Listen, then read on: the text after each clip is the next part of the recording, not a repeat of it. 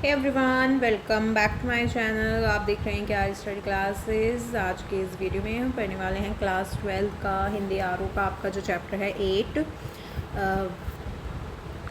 रुबाइयाँ, जिसके लेखक हैं फिराक गोरखपुरी जी। चलिए शुरू करते हैं। यहाँ पर सबसे पहले मैं आपको बताना चाहूँगी कि ये जो आपका चैप्टर है फिराक गोरखपुरी, इसके जो लेखक हैं रुबाइयाँ, मेरा मतलब है कि जो चैप्टर है रुबाइयाँ, उसके जो लेखक हैं फिराक गोरखपुरी जी। यहाँ पर ये एक हिंदी का एक घरेलू रूप आपको दिखाता है और इस रचना में कवि जो है वात्सल्य वर्णन उन्होंने किया है। एक माँ अपने घर के आंगन में अपने चांद के टुकड़े को अपने हाथों पर झूला झूलती है, तो कभी उसे प्यार में गोदी भी ले लेती है। तो इस तरह से जो बच्चे की और अपना जो घरेलू चीज़ें हैं उन्होंने वो चीज़ें यहाँ पर बताई हैं। यहाँ पर हमें कुछ पंक्तियाँ दी गई हैं। आंगन में लिए चांद के टुकड़े को खड़ी, हाथों पे झुलाती है उसे गोद भरी, रह रह के हवा में जो लोका देती है, गूंज उठती है खिलखिलाते बच्चे की हंसी। तो यहाँ पर इन पंक्तियों में जो कवि हैं उन्होंने माँ के स्नेह का एक बहुत ही अद्भुत वर्णन किया है। और कवि कहते हैं कि एक माँ अपने घर के आंगन में अपने चांद के टुकड़े को, यानी कि अपने छोटे से बच्चे को लेकर खड़ी हुई है, और कभी वह माँ जो है वो अपने बच्चे को अपने हाथों पर झूला झुलाती है, तो कभी उसे प्यार से गोदी में भर लेती है। कभी कभी वो जो माँ है उस बच्चे को हवा में उछाल भी लेती है, और माँ के इस प्यार और दुलार भरे खेल से जो बच्चा है वो भी बहुत ज़्यादा खुश हो जाता है, खिलखिलाकर हंस देता है। उस छोटे से बच्चे की जो हंसी है उससे पूरा घर और घर का जो आंगन है वो गूंज उठता है। नेक्स्ट है, नहला के छल के निर्मल जल से उलझे हुए गेसुओं में कंघी करके किस प्यार से देखता है बच्चा मुँह को, जब घुटनिया में लेके हैं पिन्हाती कपड़े।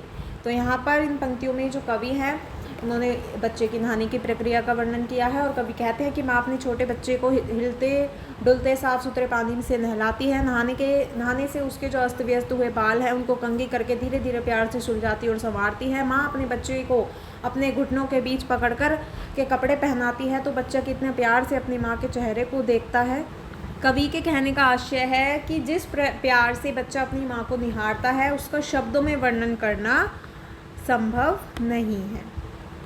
नेक्स्ट, दिवाली की शाम घर पुते और सजे, चीनी के खिलौने जगमगाते लावे, वो रूपवती मुखड़े पे एक नरम दमक बच्चे के घरौंदे में जलाती है दिए। इन पंक्तियों में जो कवि है वो कहते हैं कि दीपावली की शाम है और उसको शाम को अपने साफ़ सुथरे और पुताई किए हुए या रंग रोगन किए हुए सुंदर सजे घर में जो माँ है वो अपने बच्चे के लिए चीनी मिट्टी से बने हुए जो खिलौने हैं उनको लाती है, जगमगाते हुए दिए लेकर आती है। शाम को जब वो अपने पूरे परिवार में दिए जलाती है तो कुछ दिए अपने बच्चों के द्वारा बनाए हुए छोटे से मिट्टी के घर में भी जला देती है।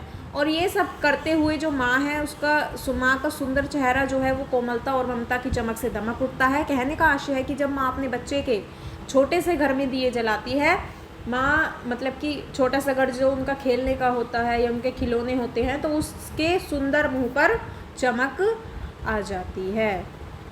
आंगन में ठुनक रहा है जिद जाया है, बालक तो हुई चांद पे ललचाया है, दर्पण उसे दे के कह रही है माँ देख आईने में चांद उतर आया है। यहाँ पर कवि जो है उन्होंने छोटा बच्चा जो है कवि जो है वो कहते हैं कि छोटा बच्चा अपने आंगन में मचल रहा है, जिद कर रहा है, उस बच्चे का मन चांद को देखकर ललचाया हुआ है और वह उस आकाश को चांद को पाने की जिद कर रहा है। बच्चे की जिद पर जो माँ है वो बच्चे को एक आईना पकड़ा देती है और फिर उस दर्पण में चांद का प्रतिबिंब दिखाकर बच्चे को समझा देती है कि देखो आकाश का चांद शीशे में उतर आया है। कहने का आशय है कि एक माँ अपने बच्चे की खुशी के लिए उसकी हर जिद को किसी न किसी तरह से पूरा कर ही देती है। नेक्स्ट है, रक्षाबंधन की सुबह रस की पुतली छुआई है, घटा गगन की हल्की हल्की बिजली की तरह चमक रहे हैं, लच्छे भाई के हैं बांधती चमकती राखी। यहाँ पर रक्षाबंधन का त्यौहार और भाई बहन के असीम प्यार पवित्र रिश्ते का वर्णन किया गया है। कवि कहते हैं कि रक्षाबंधन की सुबह आनंद व मिठास की सौगात है। रक्षाबंधन के दिन सुबह के समय आकाश में हल्के हल्के बादल छाए हुए हैं और जिस तरह से उन बादलों में के बीच बिजली चमक रही है, ठीक उसी तरह राखी के लच्छों में भी राखी के जो लच्छे हैं वो भी चमक रहे हैं, और बहन बड़े ही प्यार से उस चमकती हुई राखी को अपने भाई के कलाई पर बांधती है।